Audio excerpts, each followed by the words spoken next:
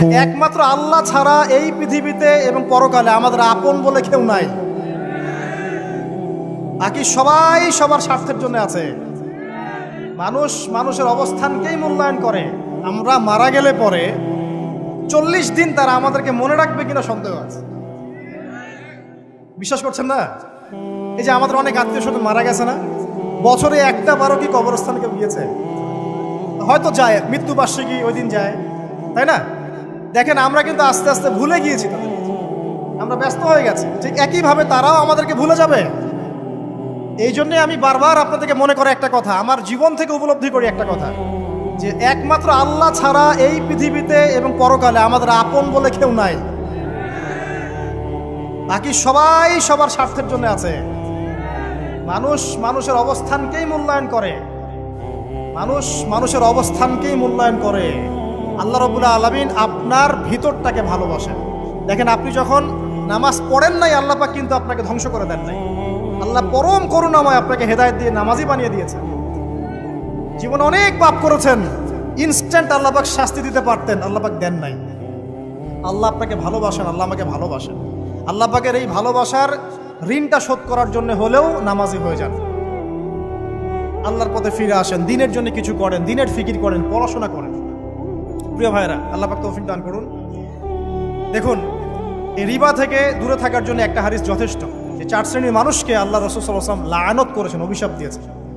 ইনশাআল্লাহ আজকের লেকচার যাদের কানে যাবে, আমরা যদি না খেয়েও মরে যাই, আল্লাহ পাক না খেয়ে মারবেন না ইনশাআল্লাহ। রিজিক আছে, খাবো ইনশাআল্লাহ। কিন্তু হয়তো বা অভাব হবে, টাকা পয়সা একটু কম হতে পারে, অন্যের 10 তলা ফ্ল্যাট হবে, আমার হবে না, ঠিক আছে? অন্যের এত বিঘা বিঘা জমি আমার হয়তো হবে না। কিন্তু ইনশাআল্লাহ তাআলা এই যে দুনিয়ার মুসাফিরের জীবনটা, এটা মুসাফিরের জীবন না? মুসাফিরের জীবনটা কেটেই যাবে ইনশাআল্লাহ। কাটবে না? যে কোনোভাবে কেটে তো যাবেই ইনশাআল্লাহ। এই যে পরকালের জীবনটা একটা চেতনার শক্তি, জানেন? দুনিয়াতে যত বাধা বিপত্তি আসুক, গাল মন্দ খান, গীবত তহমত খান, কষ্ট হোক, নির্যাতন হোক, একটা বিষয় মনের মধ্যে শান্তি দেয়। কি শান্তি? যে এই দুনিয়ার জীবনটা তো আর চিরস্থায়ী নয়, এটা তো আর সারা জীবন থাকবে না। ইনশাআল্লাহ এই অবস্থা আস্তে আস্তে পরিবর্তন হয়ে যাবে। ফাইন্না মাআল উসরি ইউসরা, পরকালে ইনশাআল্লাহ পাবো। দুনিয়াতে না পেলে কি হয়েছে, পরকালে পাবো ইনশাআল্লাহ। যুবক ভাই, এসব জেনা ছেড়ে দেন, আল্লাহ রাব্বুল আলামিন আপনার জন্য হুর রেখেছেন জান্নাত, ইনশাআল্লাহ পাবেন ইনশাআল্লাহ। এটা ছেড়ে দেন, সুদ ছেড়ে দেন, আল্লাহ পাক আপনার জন্য হাউজে কাউসার রাখছে ইনশাআল্লাহ, ঠিক আছে? অন্যায় পাপ ছেড়ে দেন, আল্লাহ রাব্বুল আলামিন আপনার জন্য জান্নাত রেডি করে রাখছে ইনশাআল্লাহ। এই দুনিয়ার জীবনটা ধোঁকা, একটা ছোট্ট জীবন, পুরা ধোঁকা, কিচ্ছু নাই এর মধ্যে। আমার কথা শোনেন, এই দুনিয়ার জীবনে কিছুই নাই। চারপাশে অনেক কিছু মনে হবে, আপনার বাড়ি আছে, গাড়ি আছে, স্ট্যাটাস আছে, টাকা পয়সা, প্রতিপত্তি সব আছে। আদতে আপনি একা, আদতে আপনাকে একাই কবরে যাওয়া লাগবে, একাই আল্লাহর সাথে হিসেব নিকাশ দিতে হবে। কেউ নাই সাথে, আমাদের সাথে কেউ নাই। কিন্তু আপনি মনে করছেন যে সেলিব্রিটিজম বড়, আমি পলিটিক্যাল নেতা হয়েছি, আমাকে সবাই চেনে, আমি ইকোনমিক সেক্টরে লিড দেই, রাষ্ট্রকে লিড দেই, আমি ধর্মতাত্ত্বিক ক্ষেত্রে লিড দেই, আমাকে দেখলে মানুষ বাহবা দেয়, ইত্যাদি ইত্যাদি। দিন শেষে আমি একা, আপনিও একাই। আমাকেও একাই যেতে হবে, আপনাকেও একাই যেতে হবে। এগুলো সব চারপাশের খালি অন্ধ মোহ, আর কিছু না। এই মোহের মধ্যে ঢুকে পড়বেন না, আল্লাহ পাক তৌফিক এনায়েত করুন। নবী সাল্লাল্লাহু আলাইহি ওয়াসাল্লাম বারবার বলতেন, আল্লাহুম্মা ইন্নী আউযু বিকা মিন ফিতনাতিদ দুনিয়া, বলতেন না? হে আল্লাহ, আমি এই দুনিয়ার ফিতনা থেকে তোমার কাছে আশ্রয় প্রার্থনা করছি। ওয়া ইন্নী আউযু বিকা মিন ফিতনাতিন নিসা, আমি মহিলাদের ফিতনা থেকেও আশ্রয় প্রার্থনা করছি। আরো দোয়া করতেন, আল্লাহুম্মা ইন্নী আউযু বিকা মিন আযাবিল কবর, হে আল্লাহ, আমি কবরের আযাব থেকে আশ্রয় প্রার্থনা করছি। ওয়া আযাবি জাহান্নাম, জাহান্নামের আযাব থেকে আশ্রয় প্রার্থনা করছি। ওয়া মিন ফিতনাতিল মাহইয়া ওয়াল মামাত, জীবন মৃত্যুর ফিতনা থেকে আশ্রয় প্রার্থনা করছি। ওয়া মিন শাররি ফিতনাতিল মাসিহিদ দাজ্জাল, এবং দাজ্জালের ফিতনা থেকে আশ্রয় প্রার্থনা করছি। দাজ্জালে পরে আসবো ইনশাআল্লাহ। দাজ্জাল নিয়ে আলোচনা করলে আবার কিছু মানুষ খারাজি ট্যাগ লাগাই দিতে পারে, ওই জন্য এদিকে আমি এখন যাচ্ছি না। হ্যাঁ, সামনে আসি। তো রিবার বিষয়টা বলছিলাম। আইয়ামে জাহিলিয়াতের যে সেই রিবা এখনকার বিশ্বে আছে কি নাই বলেন? ওই সময় না হয় মক্কায় ছিল, এখন কি সারা বিশ্বব্যাপী নাই? বিশ্বের কোনো কান্ট্রি রিবা মুক্ত না, বিশ্বের কোনো দেশ রিবা থেকে মুক্ত থাকতে পারবে না, এই বিশ্ব পরিচালনা যারা করছে ওদের আন্ডারে থাকলে। কখন হবে বিশ্ব রিবা মুক্ত? একদিন বিশ্ব রিবা মুক্ত হবে ইনশাআল্লাহ। একদিন না একদিন এই বিশ্বটা সুদমুক্ত হবে ইনশাআল্লাহু তাআলা। তখন জালেম পার পাবে না, মাজলুমের রক্ত শ্রম বৃথা যাবে না ইনশাআল্লাহ। কবে কত বছর পর আমি জানি না, কিন্তু এতটুকু জানি যে মালহামার পরে যখন আল মাহদি আসবেন এবং তারপর যখন মাসিহুদ দাজ্জাল বের হবে এবং ঈসা ইবনে মারইয়ামকে আল্লাহ পাক নামিয়ে দিবেন, তার হাতে যখন দাজ্জাল নিহত হবে এবং জেরুজালেম থেকে যখন পুরো বিশ্ব শাসন করা হবে মুসলিমদের হাতে, তখন রিবা বলে কিচ্ছু থাকবে না পৃথিবীতে। তার আগ পর্যন্ত এই অবস্থা সলভ হবে কিনা আমরা জানি না, হতেও পারে না। ওই সময় যে হবে নিশ্চিত ইনশাআল্লাহ। আসুন, আইয়ামে জাহিলিয়াতের আরেকটা বড় পাপ ছিল যে এক ভাই বলেছেন, সেটা হচ্ছে নারীর অবমাননা। কে বলেছে এই কথাটা? সামনে একজন। হ্যাঁ, আইয়ামে জাহিলিয়াতের অন্যতম একটা সেরা পাপ ছিল কি? নারীর অবমাননা। এটা নিয়ে কি বলতে হবে? এখন ধর্মের মধ্যেও আমরা নারীদেরকে অবমাননা করছি। বহু নামাজি ব্যক্তি আছে আমাদের মধ্যে, দেখবেন বোনের সম্পত্তি দেয় নাই, মেয়েকে শিক্ষিত করতে যাচ্ছেন না। কেন যাচ্ছেন না? ওর কি অধিকার নাই শিক্ষার? আপনি কি জানেন যে আয়েশা রাদিয়াল্লাহু আনহার কাছে বহু সাহাবী হাদিসের তালিম নিয়েছেন, বহু হাদিস শিখিয়েছেন কে? মা আয়েশা রাদিয়াল্লাহু আনহা। তিনি যদি শিক্ষিত না হতেন শেখাতে পারতেন? তো মেয়েদের শিক্ষার দরকার আছে না? হ্যাঁ, কি বিষয় দরকার? তাদের উপযুক্ত পরিবেশ নিশ্চিত করতে হবে, নিরাপত্তা, পর্দা এগুলো নিশ্চিত করতে হবে। তারপরে মেয়েদেরকে আপনি অবশ্যই শিক্ষিত করুন। ঘরের কোণে বসে রাখতে কে বলেছে? আপনি নিরাপদ পরিবেশ দেন, পর্দা দেন, তারা মাদ্রাসা যাবে, পড়াশোনা করবে। ঠিক আছে?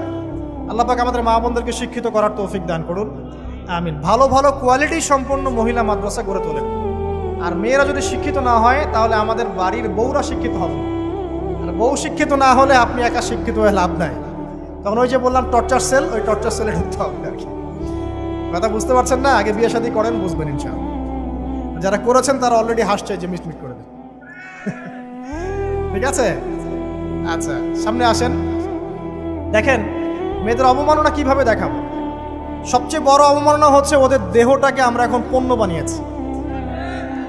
এই যে পর্নোগ্রাফি দেখেন, এই মেয়েগুলোর ইজ্জতের কোনো দাম নাই। মানে তাদের দেহটাকে একটা ব্যবসার সামগ্রী বানানো হয়েছে। এবং আমি একটা লেকচার দিয়েছিলাম ঢাকায়, নীল দর্পণ, দেখবেন অনলাইনে আছে। ওখানে আমি স্ট্যাটিস্টিক দেখিয়েছি যে সারা বিশ্বে এই যে আমেরিকায় শুধুমাত্র $12 বিলিয়ন ব্যবসা করে পর্ন দিয়ে। এটা একটা ব্যবসা, একটা ইন্ডাস্ট্রি। যেমন ফিল্ম ইন্ডাস্ট্রি আছে, তারপরে গানের ইন্ডাস্ট্রি আছে না, এরকম একটা ইন্ডাস্ট্রি হচ্ছে এই পর্ন ইন্ডাস্ট্রি। এখানে সবাই অ্যাক্টর অ্যাক্ট্রেস, এরা হচ্ছে অভিনেতা অভিনেত্রী। এখানে যা দেখানো হয় এগুলো কিন্তু রিয়েল না, বাস্তব না, সব ফেক। বুঝতে পারছেন না কথা? এগুলো অভিনয়, এগুলো ফেক। এবং এটা একটা ইন্ডাস্ট্রি, এর মধ্য দিয়ে মেয়েদের দেহটাকে পণ্য বানিয়ে সারা বিশ্বে ব্যবসা করছে। এবং এর একটা অন্যতম উদ্দেশ্য হচ্ছে মুসলিম যুবকদের ঈমান যেন নষ্ট করা যায়। কারণ মুসলিম যুবকদের ঈমান চলে গেলে তারা নিশ্চিন্ত যে ওদের পথে আর কেউ বাধা নাই। কারণ ওদের এই জুলুমের পথে বাধা যদি কেউ দিতে পারে তাহলে কারা দিবে? মুসলিমরা। আর মুসলিমদের মধ্যে সবচেয়ে শৌর্য কাদের মধ্যে থাকে? যুবকদের মধ্যে। যুবকদের ঈমান যদি চলে যায় তাহলে এদের আর কোনো সমস্যা নাই। এই বিষয়টা খেয়াল করবেন যে এটা একটা ইন্ডাস্ট্রি। সো এখানে আমরা মেয়েদের দেহটাকে আমরা কি বানিয়েছি? পণ্য বানিয়ে দিয়েছি। আর এখন তো চলছে কাপড় খোলা সংস্কৃতি। প্রত্যেকটা সেক্টরে আপনি গিয়ে দেখবেন মেয়েদের ইজ্জত, সম্মান, আব্রুটাকে উন্মুক্ত করে এটাকে দিয়ে আমরা বিজনেস করছি। এটা একটা বিজনেস। এখানে সমাধান কি? সমাধান আয়েশা রাদিয়াল্লাহু আনহা। সমাধান কে? সমাধান ফাতিমা রাদিয়াল্লাহু আনহা। সমাধান কে? সমাধান খাদিজা রাদিয়াল্লাহু আনহা। আমাদের মা, আমাদের বোন, আমাদের স্ত্রীদেরকে তাদের মতো করে মানুষ করতে হবে, গড়ে তুলতে হবে ইনশাআল্লাহ। দেখবেন নারীর সত্যিকারের সম্মান নিশ্চিত হবে ইনশাআল্লাহ। ইসলাম কি কখনো বলেছে যে মেয়েরা কাজ করতে পারবে না, পড়াশোনা করতে পারবে না ইত্যাদি? এই নাস্তিকরা তো ঠুনকো যুক্তি দিয়ে আক্রমণ করে। কে বলেছে? সমস্যা এমন ইসলামিক স্টেট আছে যেখানে একটা স্টুডিও, মনে করি স্টুডিও, ছবি তোলা হয়, কথার কথা, সেখানে সব কর্মী মহিলা, কোনো পুরুষ নাই। একটা মাদ্রাসা, সমস্ত কর্মী মহিলা, কোনো পুরুষ নাই। একটা স্কুল, সবাই মহিলা, কোনো পুরুষ নাই। ওখানে মেয়েরাই পড়ে, মেয়েরাই শেখায়। জায়েজ না জায়েজ বলেন? একটা নিরাপদ পরিবেশে যদি মেয়েরাই মেয়েদের দায়িত্ব নিয়ে পড়াশোনা করায়, ব্যবসা করে, অন্য কিছু করে, জায়েজ না জায়েজ? তাহলে পরিবেশ নিশ্চিত করাটা হচ্ছে চ্যালেঞ্জ। ইসলাম বলছে না যে আপনি তাকে একদম অজ্ঞ করে রেখে ঘরের কোণে ফেলায় রেখে দেন, তাকে আপনি পড়াশোনাও শেখাবেন না, সম্পত্তির অধিকারও দিবেন না, কিছুই না। এগুলো ইসলাম কখনো বলেনি। বলেছে? আরে বোকা মানুষ! রাসূলুল্লাহ সাল্লাল্লাহু আলাইহি ওয়াসাল্লামের সময় তো মহিলা সাহাবীরা উহুদের যুদ্ধ করেছে। কি শুনলেন? রাসূল সাল্লাল্লাহু আলাইহি ওয়াসাল্লামের সময় মহিলা সাহাবী উহুদের যুদ্ধও করেছে। উহুদের যুদ্ধের নাম শুনেছেন? ওখানে মহিলা সাহাবীও ছিল তীরন্দাজ। তাহলে মহিলাটা কি করে নাই নবীর যুগে? খাদিজা রাদিয়াল্লাহু আনহা যত বড় ব্যবসায়ী ছিলেন, এখন এত বড় ব্যবসায়ী পাবেন? কোন মেয়ে আছে এত বড় ব্যবসায়ী? উসমান রাদিয়াল্লাহু আনহু যত বড় বিজনেসম্যান ছিলেন, এখন এত বড় বিজনেসম্যান আছে? তো কি ছিল না সেই স্বর্ণ যুগে? ওই স্বর্ণ যুগের সুন্নতি আমাদেরকে আমল করতে হবে। আল্লাহ পাক তৌফিক এনায়েত করুন, আমিন। প্রিয় মা ও বোনেরা, পর্দা ছাড়বেন না। আপনাদের জন্য 4টা কাজ: স্বামীর আনুগত্য করা, লজ্জাস্থানের হেফাজত করা, আপনার 5 ওয়াক্ত সালাত ঠিকঠাক মতো আদায় করা এবং রমজান মাসে সওম রাখা। নবীজি বলেছেন সাল্লাল্লাহু আলাইহি ওয়াসাল্লাম, জান্নাতের যে কোনো দরজা দিয়ে ইচ্ছা আপনি প্রবেশ করতে পারবেন। আপনার জন্য সহজ। আর স্বামীর আনুগত্য বলতে আমি বুঝাইনি স্বামীর দাসত্ব করতে হবে, এটা বলিনি। এখনকার কিছু ফ্যামিলিস্ট মেয়ে আছে, ওরা আনুগত্য শব্দ মনে হয় যে দাসত্ব বলে। আনুগত্য দাসত্ব এক জিনিস না। আনুগত্য কি? স্বামী কোরআন সুন্নাহর অনুকূলে কোনো কথা বলেছে, আপনি মানবেন। স্বামী বলছে পর্দা করো, তোমাকে ভালোবেসে বলছি তুমি পর্দা করো, তুমি আমার অনেক প্রিয় একজন মানুষ, তুমি বেপর্দায় বাইরে যাবা, লোকজন দেখবে, কেমন হয়? ঠিক আছে, তোমাকে তো আমিই বিয়ে করেছি, তুমি আমার, মানুষ তোমাকে দেখবে কেন? ঠিক আছে, তো এখন স্বামী ভালো কথা বলেছে, আপনি শুনলেন, এটা আনুগত্য। আর ওই স্বামী যদি বলে আসো তো আমার কলিগরা এসেছে, ওকে খাবার সার্ভ করতে হবে, আসো খাবারটা পরিবেশন করো, এখন আপনি বেপর্দা হয়ে আপনার স্বামীর কলিগের সামনে খাবার পরিবেশন করতে শুরু করবেন, এটা কি আনুগত্য করতে হবে? এটা তখন আপনি আনুগত্য করবেন না। সিম্পল, কোরআন সুন্নাহর অনুগত কাজে আপনি স্বামীর আনুগত্য করবেন, বিপরীতে গেলে আপনি করবেন না। স্বামীর আনুগত্য মানে স্বামীর দাসত্ব নয়। আর এই হাদিসটা আপনি কেন ভুলে যান যে আল্লাহ রাসূল সাল্লাল্লাহু আলাইহি ওয়াসাল্লাম বলেছেন আল্লাহ ছাড়া যদি কাউকে সেজদা করা যেত, সম্মান বুঝাচ্ছেন, আল্লাহ ছাড়া যদি কাউকে সেজদা করা জায়েজ হতো, আমি মেয়েদেরকে বলতাম যেন স্বামীকে সেজদা করে। কেন? কারণ আপনাকে রেসপন্সিবিলিটি, আপনার খাবার, আপনার ফুড, আপনার শেল্টার, আপনার মানে পুরো দায় দায়িত্ব নিজের হাড় ভাঙা পরিশ্রম দিয়ে, জীবনের ঝুঁকি নিয়ে স্বামী আপনার জন্য করে। সে আপনার সম্মান পাওয়ার যোগ্য তো? সে কি আপনার সম্মান পাওয়ার যোগ্য নয়? আপনি যদি সম্মানের হক আদায় না করতে পারেন তাহলে আপনি অকৃতজ্ঞ। আর অকৃতজ্ঞ মেয়ে কখনো জান্নাতে যাবে? একটা হাদিসে আছে বেশিরভাগ মেয়ে জাহান্নামে যাওয়ার অন্যতম কারণ হচ্ছে তারা স্বামীর সাথে কুফরি করে। কি করে? মানে সারা জীবন স্বামী ভালোবেসে যায়, ভরণ পোষণ দিয়ে যায়, সব চাহিদা পূরণ করে যায়, একদিন দেখবেন কথা কাটাকাটি হয়েছে, ওই দিন বলে বসবে যে তোমার কাছে আমি কিচ্ছু পাই না। এই যে কুফরি, এই কারণে তারা জাহান্নামে যেতে পারে বেশি। আল্লাহ হেফাজত করবে। আরেকটা কারণ হচ্ছে যে বেপর্দা। আপনাকে 4টা মূলনীতি ফলো করতে হবে। 1, এমন কোনো পোশাক পরবেন না যে পোশাকটা আটো সাটো, যেটা পরলে আপনার গায়ের কাঠামো বোঝা যায়। এটা বোরখা হলেও পরা যাবে না। আমি কি বুঝাতে পারছি? ডিজিটাল বোরখা দেখেন নাই? দেখছেন? মাশাআল্লাহ। আর কারা কারা দেখছেন? এদিকে চোখ বেশি যায় না? আচ্ছা, এমনি দেখা যায়, চোখ দিতে হয় না, এমনি দেখা যায়। ডিজিটাল বোরখা চলবে না, ডিজিটাল বোরখা চলবে না। আমার মত, এটা আমি মত দিচ্ছি, আমি আল্লাহর রাস্তায় সময় দিয়েছি অনেক দিন, এবং এখানে যে পর্দাটা শেখানো হয় এরকম পর্দা আমি অন্য কোথাও দেখিনি। এত চমৎকার পর্দা শেখানো হয়।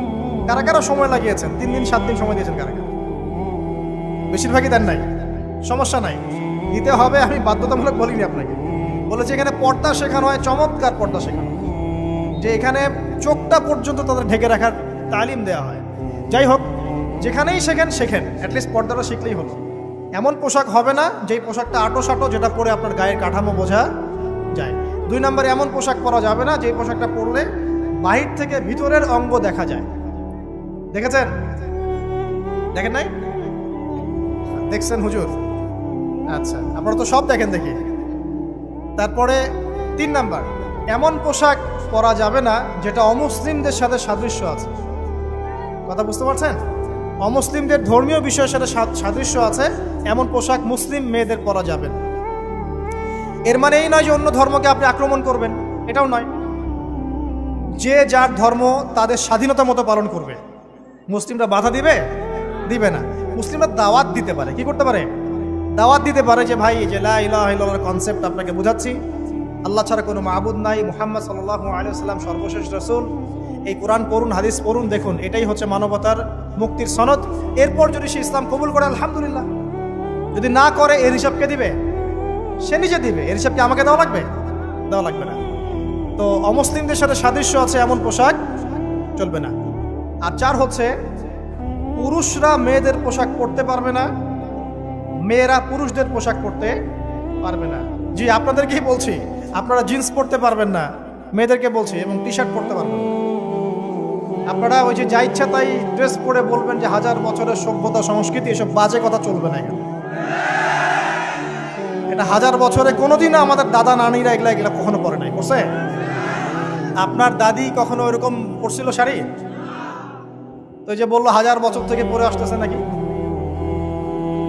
সুবহানাল্লাহ। তো এখানে বিষয়টা হচ্ছে পুরুষ মেয়ের পোশাক পরতে পারবে না, মেয়ে পুরুষের পোশাক পরতে পারবে না। আমি খুব সংক্ষিপ্ত করে আপনাকে কোরআন সুন্নাহ থেকে 4টা মূলনীতি বলে দিলাম। এই 4টা মূলনীতি কোরআনেও আছে, হাদিসেও আছে। আসেন, এই যে নারীর অবমাননা, এই বিষয়টা আইয়ামে জাহিলিয়াতে যেমন ছিল, এখন দেখবেন আরো বড় পরিসরে এসেছে। আসে নাই? এই যে ফ্যাশন শো, দেহের প্রদর্শনী, বিভিন্ন ফিল্মস দেখবেন, ফিল্ম ইন্ডাস্ট্রিজে দেখবেন, মিউজিকে দেখবেন, পর্নে দেখবেন, মেয়েদের দেহটাকে নিয়ে ব্যবসা করা হচ্ছে। আগে তো না হয় কন্যা সন্তান হলে জীবন্ত পুঁতে ফেলতো নাকি? এখন যদি গর্ভের বাচ্চা মেয়ে জানে, অনেকে আগেই মেরে ফেলে। বুঝেন নাই মনে হয়? অনেকে যদি জানে যে গর্ভে মেয়ে সন্তান আছে, আগেই মেরে ফেলে। এমন অনেক দেশ আছে, আমি নাম বলছি না দেশের সঙ্গত কারণে, যে সেই দেশে এরকম মেয়ে সন্তানকে এই যে খালাস করে ফেলার, নষ্ট করে ফেলার, ভ্রূণ নষ্ট করার আলাদা ক্লিনিক আছে, আলাদা হসপিটাল আছে। বলে নাউজুবিল্লাহ। তো আসলে ওই 1450 বছর আগের মানুষটা বেশি বর্বর ছিল না আমরা বেশি বর্বর? এই অধিকারের কথা বলে বলে আমরা মেয়েদের দেহটাকে নিয়ে এখন মস্করা করছি, তামাশা করছি। সবচেয়ে সেরা অধিকার কোথায় পাবে? কোরআনে পাবে, হাদিসে পাবে, ইসলামে পাবে।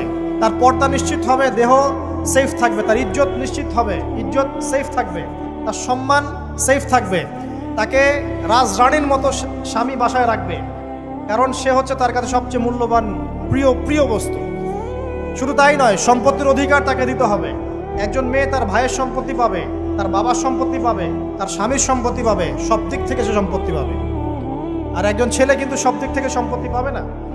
এই বিষয়গুলো যখন এক শ্রেণীর মানুষ বোঝে না, তখন ইসলামের বিরুদ্ধে অহেতুক প্রপাগান্ডা চালানো শুরু করে। সবচেয়ে সেরা সম্মান রক্ষার উদাহরণ দেয়া হয়েছে ইসলামে, কোরআনে এবং হাদিসে। এই কথাটা আপনাদের মা বোনদেরকে বোঝাবেন, তবে নম্রতার সাথে বোঝাবেন, কারণ উচ্চবাচ্য করলে তারা কথা শুনবেন। আল্লাহ রাসূল সাল্লাল্লাহু আলাইহি ওয়াসাল্লাম বলেছেন, কিছুটা বাঁকা হাড় দিয়ে তাদেরকে তৈরি করা হয়েছে। যদি আপনি শক্ত করে চাপ দিতে যান তাহলে ভেঙে যাবে, আর যদি আপনি ওই অবস্থায় ছেড়ে দেন তাহলে বাঁকাই থেকে যাবে। এখানে আপনাকে হিকমা অবলম্বন করতে হবে। আল্লাহ পাক তৌফিক দান করুন। একটা বিষয় বলছিলাম, ওই যে শিরকের পাপ এখন গ্লোবালাইজেশন হয়েছে না, ওই সুদের পাপ এখন গ্লোবালাইজেশন হয়েছে না। গ্লোবালাইজেশন বোঝেন? মানে বিশ্বায়ন, পুরো বিশ্বে ছড়িয়ে পড়েছে না। আরেকটা হচ্ছে এই যে মেয়েদের অবমাননা, এটা সারা বিশ্বে ছড়িয়ে পড়ে নাই? আচ্ছা, আর দুটা বলবো, এরপর বলে আমি শেষের দিকে যাচ্ছি। আসা, একটা হচ্ছে মাদক। আইয়ামে জাহিলিয়াতের অন্যতম সেরা পাপ ছিল কি? মাদক। ওই যে বলছেন জাহিলি যুগ, কেন বলছেন জাহিলি যুগ? বিকজ ওইখানে মাদক খেত মানুষ বেশি। এখন বলেন, ওখানে না হয় মক্কায় মাদক খেত মানুষ, এখন সারা বিশ্বে মাদক ছড়িয়ে পড়ে নাই? বেশি না কম? এখন এই যে নতুন নতুন মাদক আসছে, ইয়াবা, আরো নাকি কি কি আসছে নতুন নতুন, আমরা নামও জানি না। এই যে গাজার নাম জানি, ফেন্সিডিলের নাম জানি, আর কি কি আছে, হিরোইন বলেন, আর দু একটা, আফিম, আর কি আছে? হ্যাঁ, রেন্ডি, সুবহানাল্লাহ, এই নামও কখনো শুনি নাই আমি। আচ্ছা শোনেন, বিষয়টা হচ্ছে, দেখুন এই বিষয়টা কি হালাল না হারাম? আচ্ছা, এটাকে যদি আমরা হালাল করে নেই তাহলে কি হবে? কুফরি হবে না শিরক হবে? শিরক কুফর দুটোই হচ্ছে। কিন্তু এখন মক্কার কিছু মানুষ মাদক খেয়েছে বুঝলাম, আল্লাহ রাব্বুল আলামিন ধাপে ধাপে এখান থেকে বের করেছেন। প্রথমে বলেছেন মদ খেয়ে নামাজের ধার কাছে যেও না। হ্যাঁ, তারপরে বলেছেন এই যে মাদকে কিছুটা উপকার আছে কিন্তু বেশি ক্ষতি।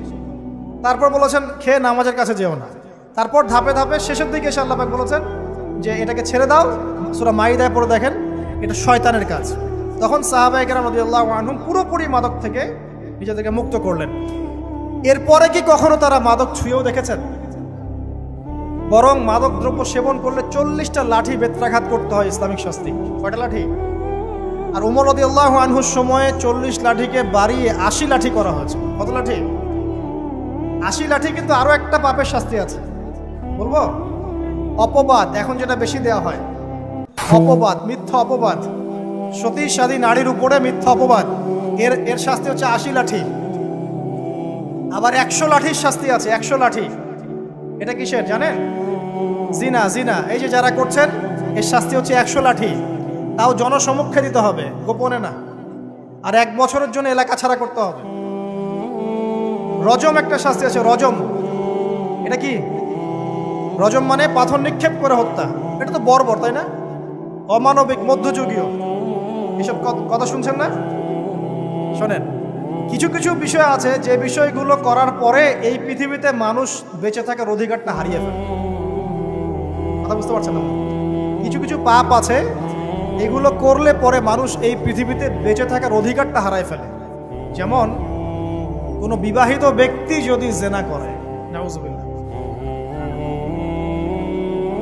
কোনো ছেলে যদি কোনো ছেলের সাথে যৌন সম্পর্ক করে, সমকামী করে, বা এটাকে যেটা গে মানে যেটা কি বলে, সমকামিতা, ঠিক আছে, এই কাজ যদি কেউ করে, নোংরা কাজ যদি কেউ করে, কোনো মেয়ে যদি কোনো মেয়ের সাথে এরকম কোনো কাজ করে, একই পাপ। এইসব পাপ করলে পরে এই পৃথিবীতে বেঁচে থাকার অধিকারটা সে হারিয়ে ফেলে। কথা কি বুঝতে পারছেন?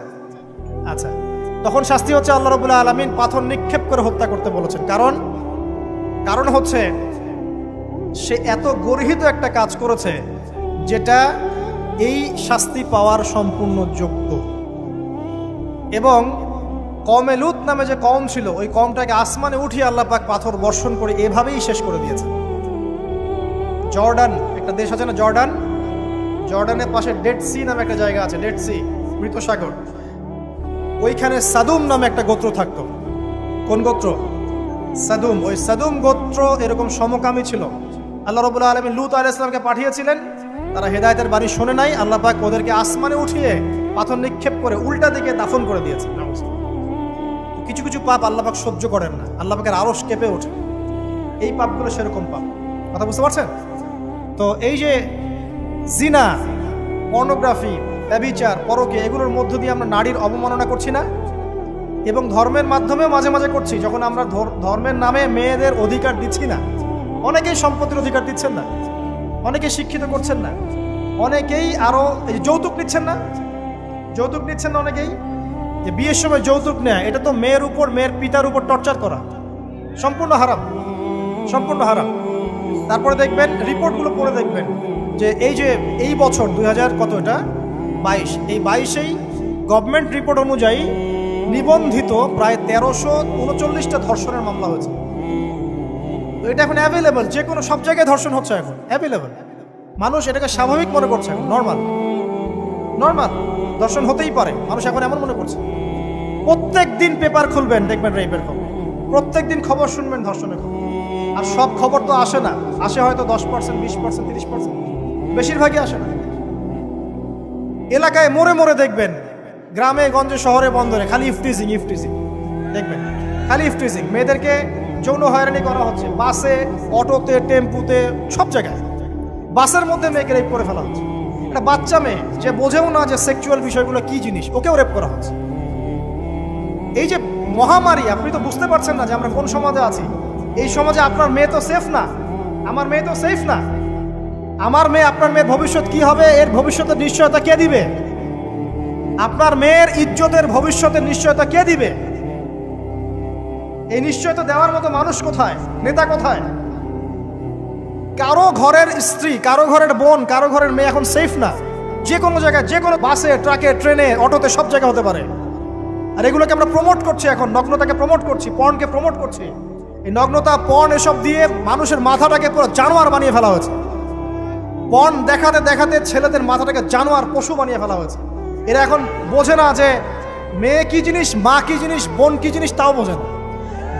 ভাই বোনের সাথে জেনা করেছে, চাচাতো বোন চাচাতো ভাইয়ের সাথে জেনা করছে, চাচাতো ভাই ফুফাতো বোনের সাথে জেনা করছে। রংপুরের খবর শুনলাম যে মায়ের সাথে ছেলেও জেনা করেছে। না, এগুলো কেন হচ্ছে? এই মহামারী কেন হচ্ছে? কি সমাধান দিবে? সমাধান ইসলামে ছিল, আমরা নেই নাই। সমাধান হচ্ছে, প্রথম সমাধান অশ্লীলতার মহামারী বন্ধ করতে হবে, পর্দা নিশ্চিত করতে হবে, পর্নোগ্রাফির সমস্ত সাইটগুলো বন্ধ করে ফেলতে হবে।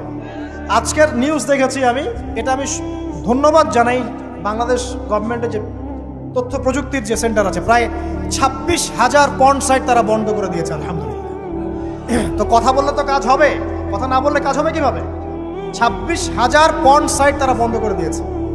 যখন সমাজের মানুষ পর্ন দেখতে দেখতে পশু হয়ে গেছে, আপনি বাইরে এই যে আলখাল্লা টুপি দাঁড়িয়ে পরে ঘুরলে লাভ আছে?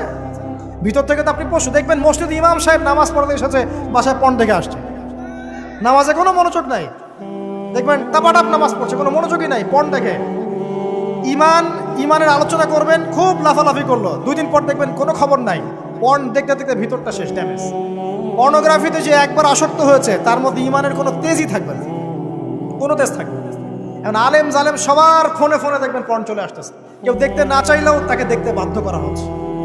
ফেসবুকে ঢুকবেন নগ্ন দৃশ্য, এই নগ্নতা দিয়ে, এই পর্নোগ্রাফি দিয়ে, এই যে মিডিয়ার মধ্যে দিয়ে প্রমোটিংটা দিয়ে ব্যভিচার ছড়িয়ে দেয়া, জেনা ছড়িয়ে দেয়া, অশ্লীলতা ছড়িয়ে দেয়া, পরকীয়া ছড়িয়ে দেয়, এর মধ্য দিয়ে নারীর সম্মান, দেহ, ইজ্জতকে আমরা এখন রাস্তার সাথে মিশিয়ে দিয়েছি।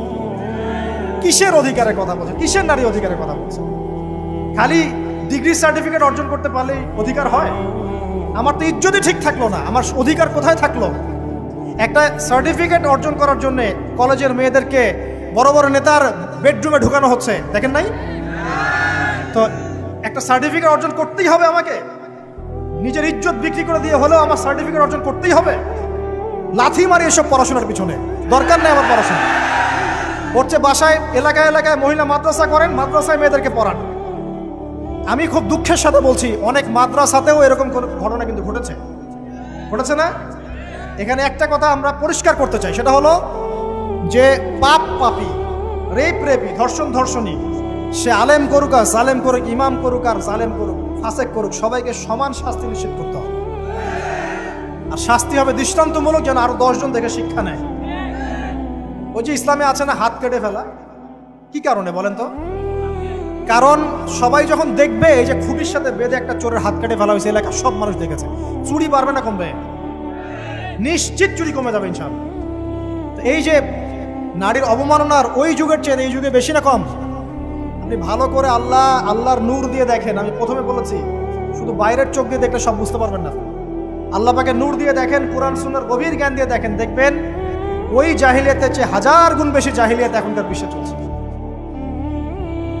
আল্লাহ পাক আমাদের মা বোনদের ইজ্জত হেফাজত করুন, তাদের সম্মান হেফাজত করুন। আমরা দোয়া করি আল্লাহ পাক তাদেরকে উচ্চশিক্ষায় শিক্ষিত করুন, নিরাপত্তা নিশ্চিত করুন। কেউ যদি ওদের দিকে খারাপ চোখ তুলে তাকায়, আল্লাহ পাক সেই চোখকে যেন ধ্বংস করে দেন। আল্লাহ পাক তাদের ইজ্জতের প্রতি যদি কেউ খারাপভাবে হাত বাড়ায়, তাদের শাস্তি যেন নিশ্চিত করার তৌফিক আল্লাহ পাক আমাদেরকে দান করে। আল্লাহ পাক আমাদের মা বোনদেরকে মহামূল্যবান মনে করে আমাদেরকে হেফাজত করার তৌফিক দান করুন, আমিন। আর তাদেরকে যারা নগ্ন করতে চায়, আল্লাহ পাক এদেরকে ধ্বংস করে ছেড়ে দিন, আমিন। আল্লাহ পাক বলেছেন, যারা চায় মুমিন মুসলিমদের সমাজে অশ্লীলতা ছড়িয়ে পড়ুক, দুনিয়া এবং আখিরাত উভয় জাহানে আল্লাহ পাক এদেরকে ধ্বংস করুন। আরেকটা বলে শেষ করি, সেটা হলো, কয়টা বলেছি ভাই? জাহিলিয়াত। ইমাম মুহাম্মদ বিন আব্দুল ওয়াহাব রাহিমাহুল্লাহ, তার একটা বইয়ের মধ্যে 1000টা জাহিলিয়াত আছে। আমি 5টা বাছাই করেছি। কয়টা? 5টা। কয়টা বলেছি?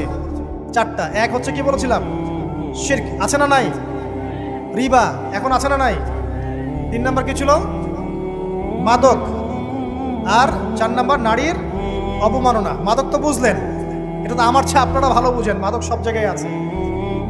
একটা কথা বলি, দেখুন মাদক নিয়ে একটা কথা বলি, শুনুন। আপনাদের কি কখনো গায়ে কখনো ফোড়া হয়েছে? কার কার গায়ে ফোড়া হয়েছে বলি? আব্দুল, আচ্ছা, কেমন ব্যথা? ফোড়া ফেটে গেলে কি বের হয়? রক্ত আর পুঁজ বের হয়, তাই তো? তো নবী সাল্লাল্লাহু আলাইহি ওয়াসাল্লামকে সাহাবীরা পরে জিজ্ঞাসা করলেন, ইয়া রাসূলুল্লাহ, কোন পাপের কারণে তাদেরকে এই শাস্তি দেওয়া হচ্ছে?